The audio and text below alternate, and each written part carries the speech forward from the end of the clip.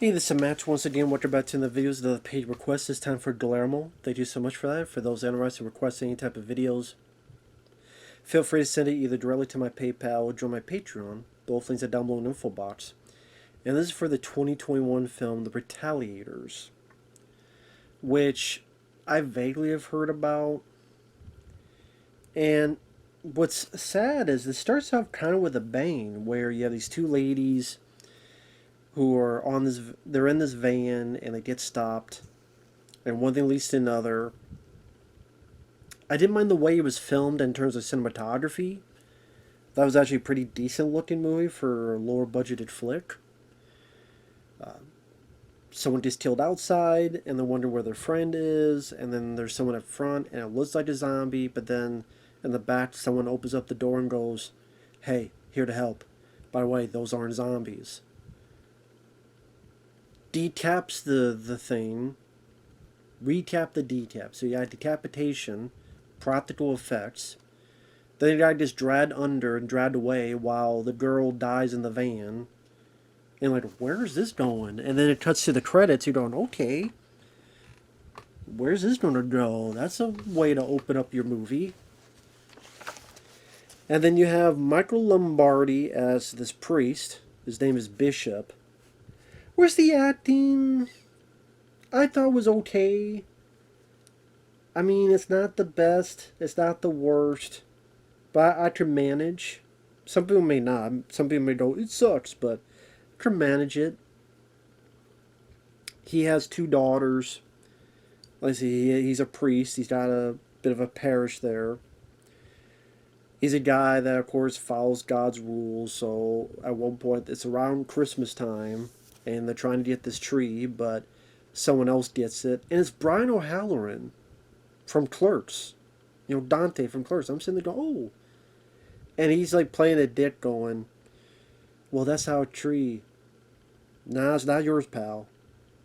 Is your name on here? Huh? Do I see your name or such on here? So, I mean, technically he's right. Your name isn't on it, but the guy's being a dick. Priest doesn't do anything. Brian O'Halloran leaves with the tree. And sadly, he's never seen again. You think he'd be... Part of me is like, wishes he was the priest. That'd be an interesting casting choice. Because he's a good actor. He's been solid in other stuff I've seen him in. But it's weird that you get this guy for this cameo and then you do nothing with him. But again, it's the showcase that the priest doesn't want to do any type of violent act. He even tells a story to his parish. When man's law fails, God's law prevails. While that's happening, this guy in a wheelchair is doing a deal with this other guy that looks like, I forget the actor's name, but he kind of reminds me of Derek Beers look-wise, with the bald head and stuff. So the not quite Derek Beers, they're doing a deal for money for drugs. And the guy in a wheelchair is saying lines like, "This is white as Snow White's ass cheeks." And he talks too much. And pretty much he talks himself to death. So when the bald guy puts the stuff in the trunk, making the guy in the wheelchair get it, I'm sitting there going, I know where this is going. And lo and behold, he reaches in and the guy takes the trunk. Then he gets the guy on the ground and then he puts him right in the exhaust, his mouth, which knocks the guy's teeth out, and turns the car on for the exhaust to go in the guy's mouth. I'm like, okay, well, that part was a bit different. The trunk I expected, that I didn't. Knocking all the teeth out by right in their exhaust.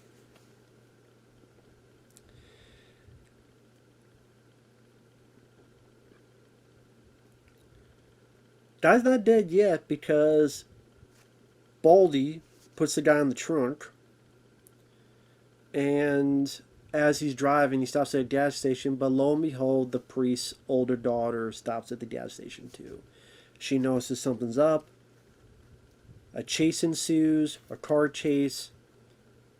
Gets the girl, zip ties her to the steering wheel, gets the car into the water. She drowns.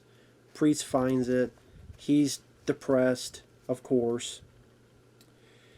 And he's trying to deal with this. And ultimately, this detective named Jed, which he's got a little bit backstory of his own, he says he's going to help. And ultimately, he goes, I found the guy. It's something we could do. I could give you a few minutes with him. Meanwhile, the guy in the wheelchair, his brother and that group are looking for him. So they're trying to find out where this happened because the bald guy... No, actually, that's not true.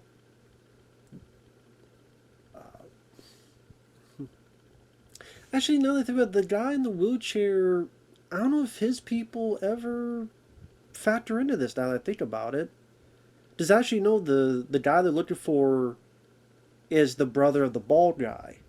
They're wondering where he's at. And those guys with guns, like they stop in this place to get information. Which maybe those guys had dealt with the wheelchair guy. Sorry I did my facts wrong, I apologize. I do apologize, I'm getting the facts a bit wrong, but it's one of those things that after an opening that kind of gets you intrigued, then it slows down, it goes at a slower build of a pace, and it's kind of... It's not badly shot, cinematography-wise, in my opinion. The acting is okay, but it's just not as interesting as that opening scene. You kind of waiting for that to tip back into gear again. The interest is some of the music, and actually some of the cast are musicians. Like there's a song by the band Five Finger Death Punch called Darkness Settles, which I didn't mind the song. And some of them are actors in the movie. The lead singer of Papa Roach, which I like that band. Not listening anymore. Or getting away with murder. Getting away. That lead singer's in a flashback. So you have some of that music in this, which is a nice touch. If you don't like that music, then it's not going to be for you. But I don't mind that music, so that was a plus for me. So again, it's a slow build, but at the same time, I'm kind of going, okay, where's this going? It's typical. A guy whose daughter's killed. He had one type of values, but now those values will be changed because now his family member has been, in this place, murdered. So you kind of know where that part's going. Again, I don't think the acting was that bad. But there's a crucial decision that really ruined the movie for me.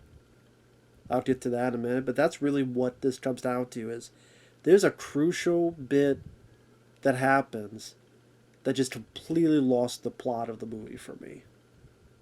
So at the end, the spoilers.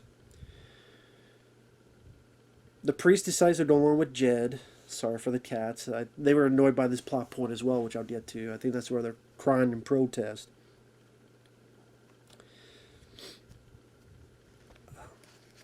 The backstory of Jed is that 10 years ago, he was still a cop, but he had a wife and who was pregnant. This guy that he had caught was supposed to get years, but got out early. This killer is played by the lead singer of Papa Roach, and he would torture people and stuff, and assault women, kill them. So because the guy got out early, he wants the cop that arrested him. So the guy comes home and finds his wife and kid dead. His wife and unborn baby dead. Although the actor, I thought this was a really bad choice because he goes in, he sees all the blood, but there's no reaction on his face. Just...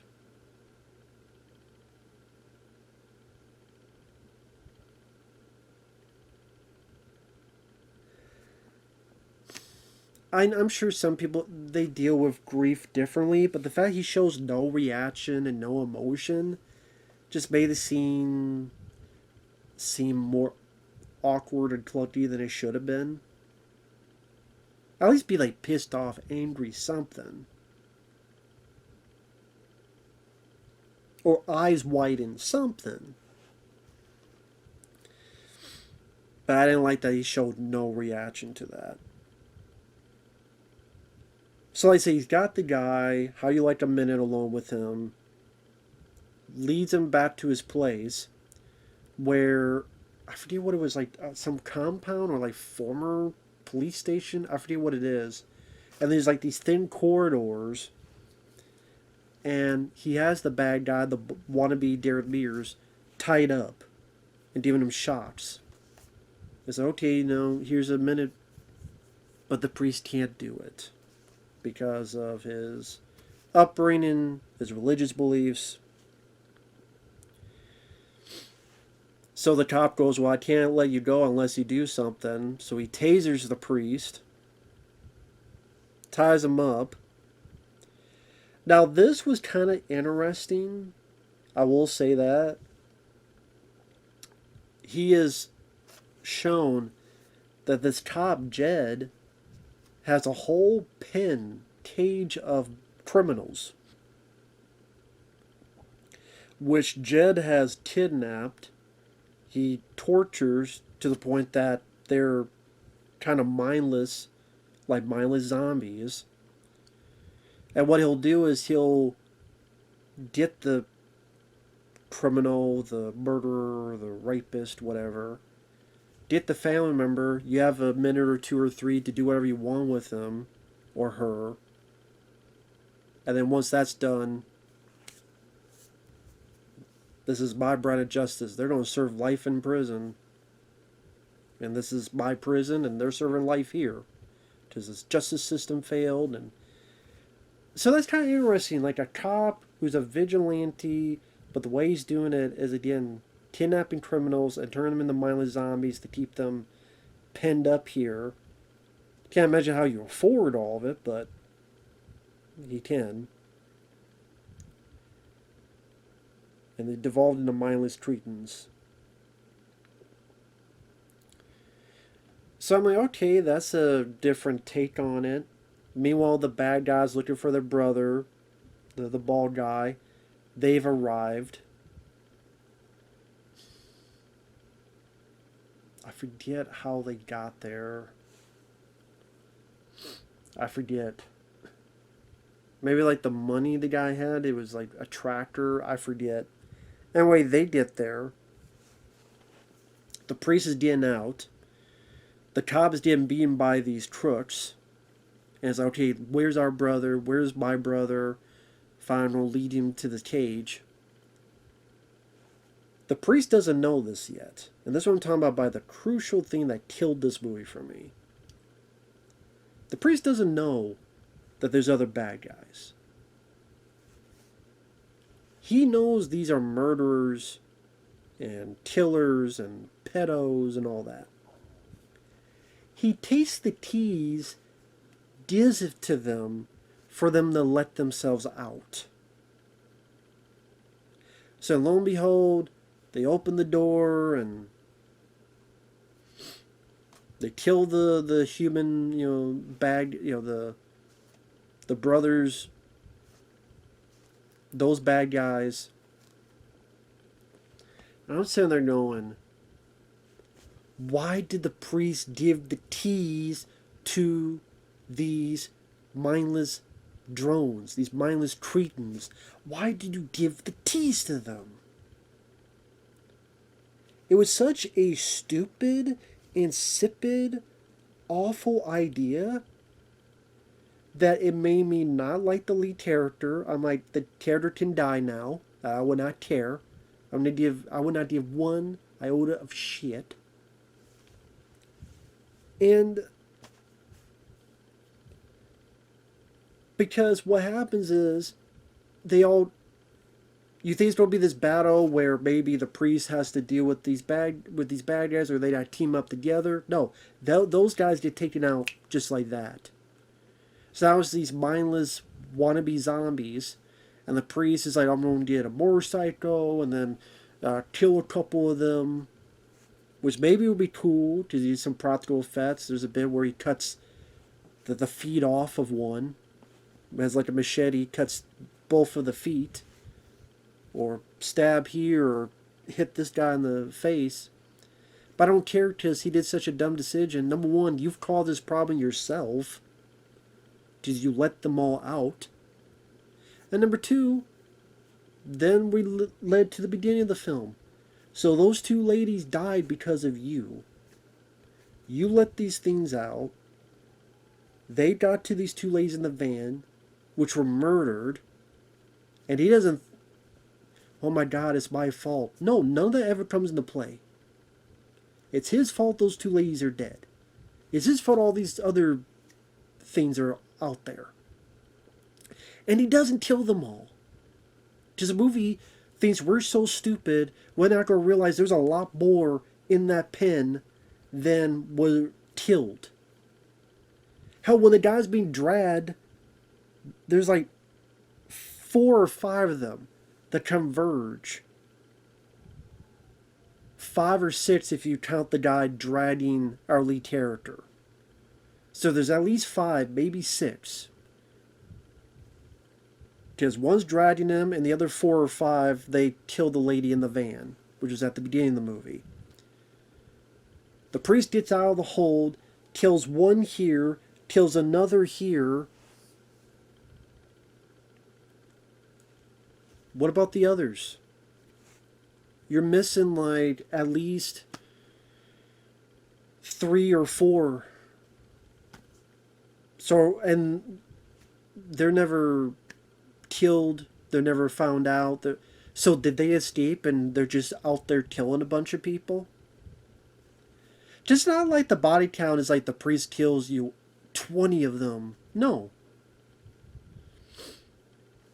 A handful. Maybe more than a handful, to be fair. So either the movie was so stupid, it didn't go, well, wait a minute, he didn't kill them all. The numbers don't match. Oh, but you're supposed to be too stupid enough to realize that. No, I'm not. I'm pretty stupid, but I'm not that stupid. And like I said, there's some nice gore. I mentioned the feet thing. Hits one with a shovel and jams it in. Granted, done better in Day of the Dead remake. I mean, not remake. Scratch that.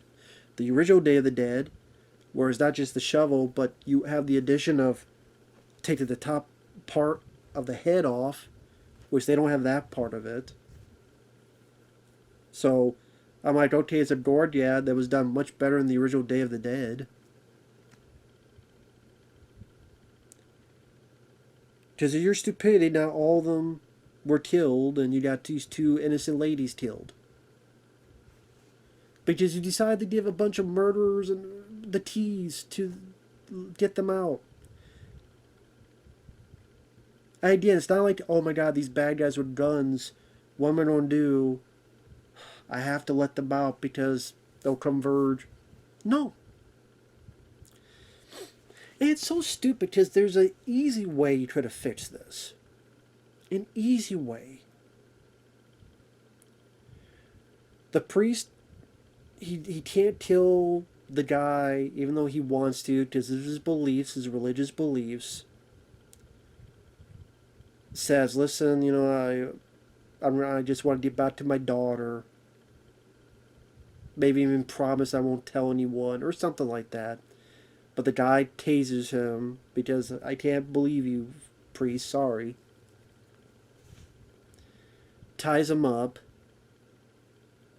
He stays tied up. And you have the bad guys, the bald guy's group and brother come by. And there's a standoff. The top Jed has a gun. And they have guns. And it's a standoff. And maybe the bald guy's in the pen. Get me the hell out of here.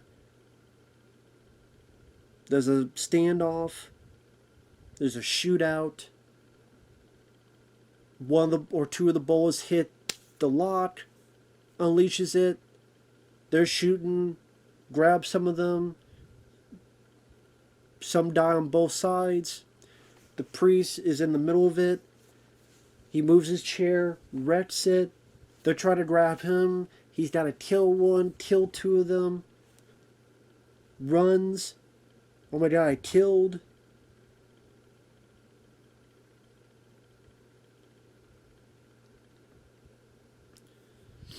And then he realizes, wait a minute, they're going to hurt people.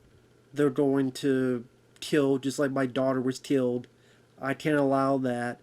He shuts the whole compound down or locks the door. And I take ask for the Lord or anything. Goes in this compound with these twists and turns or corridors and has to take clean house. And so having clean house in this one environment, using all these implements. Granted, by doing that, the opening of the film would have to be changed, to be fair. Unless he's doing the best he can. He's got most of them. He's trying his best to follow because a few of them got out. He couldn't save them. He's angry. He's upset. And so he unleashes and kills the rest of them, and then you have your finish. But no, they don't do any of that. So instead, he kills the two. We know there are others out there, because unless you don't know how to count, which apparently his director didn't know how to count.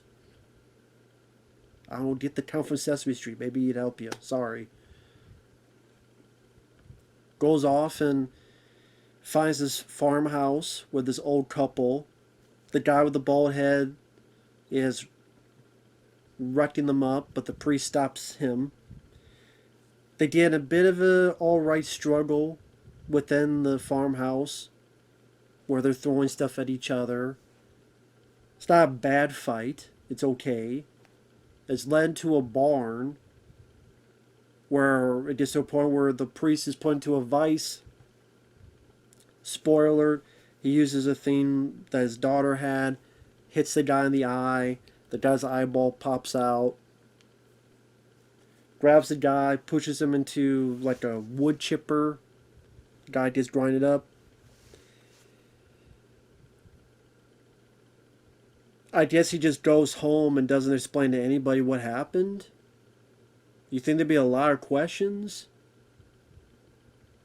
Especially for that old couple, but no. Because the next scene is he's back at home. I'm like, how the hell? Okay. But now, even though he's a priest, now he's not going to let people push him around because a different guy, which again, you would think maybe this is another scene Brown O'Halloran could have done to have things come full circle. Oh, it's that guy again. And that guy, well, this guy's a pushover, but this time he punches Brown O'Halloran. No, it's a different guy. I mean, why you wouldn't... Whatever. So he smacks the guy, and then the movie's over.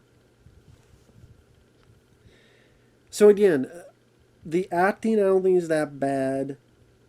The music, like Five Finger Death Punch and some of the other music, I didn't mind that. I think the look of the film is pretty, like I said, pretty decent for low budget. There's some decent gore in the third act. But to start with a bang and then simmer down, and they bring up attributes of the plot that don't really amount to anything. Like the beginning is the older daughter's in therapy, something about the death of her mom, but nothing ever comes of that. You think that's going to lead to somewhere, whether for her or whether for the priest? No. Why was the daughter in therapy, and what was the point of this? No, that's just what it was.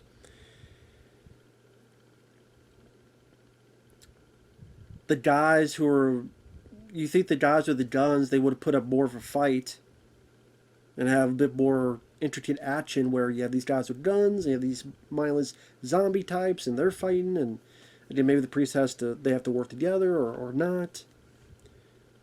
Maybe the priest has to deal with both. So, oh, I gotta deal with these guys with guns, and I gotta deal with this. No, that's not the case either. And again, the priest makes the stupid, imbecile decision to let all these things out, which cause all these troubles and problems. The reason there's a third act is because of him. Hell, all he had to do was kill the guy, the bald guy.